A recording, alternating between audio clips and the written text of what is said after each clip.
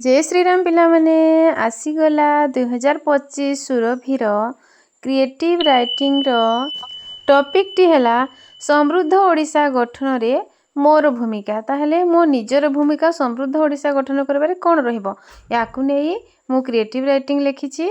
ताहले चलो जानिबा पिला माने डेरी न करी स्टार्ट करिबा हमर क्रिएटिव राइटिंग।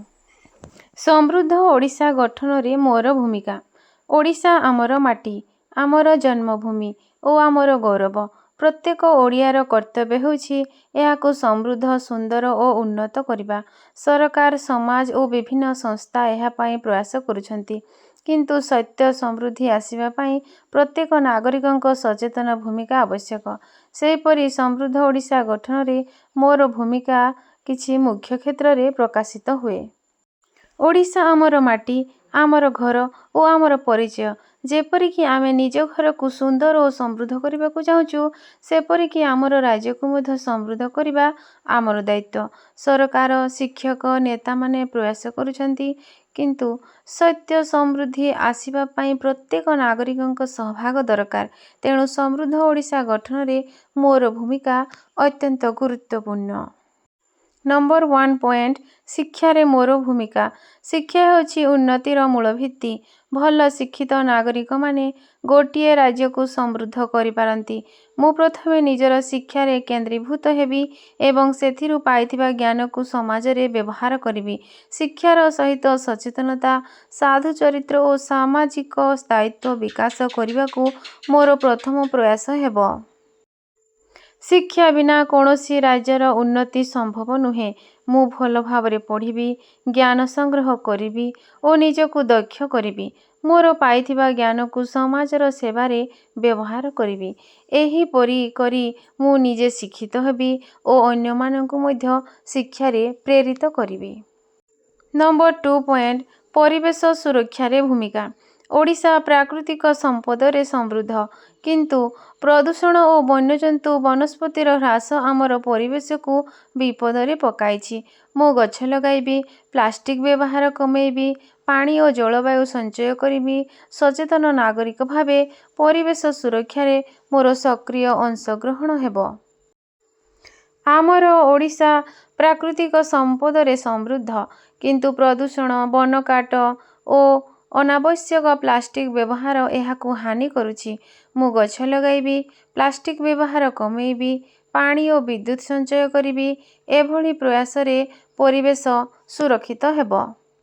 3 नंबर पॉइंट संस्कृति और परंपरार सुरक्षा। ओडिशार संस्कृति, कला, संगीत, नृत्य और परंपरा विश्वजुड़ा प्रसिद्ध।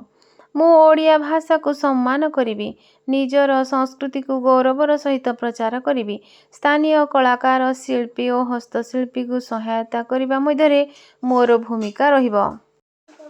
ओडिशार जगन्नाथ संस्कृति, ओडिसी नृत्य, पाला, दासकाठिया, हस्तशिल्प पृथ्वी रे प्रसिद्ध। मु ओडिया भाषा को गर्वर सहित व्यवहार करिबी और निज संस्कृति को सम्मान करिबी। स्थानीय कलाकार और शिल्पी मानन को सहायता करिबा हेबो मोर दायित्व। समाज सेवा और नैतिकता। समाजर गरीब, निर्बल और असहाय सहायता करिबा समृद्ध ओडिशा पई अत्यावश्यक।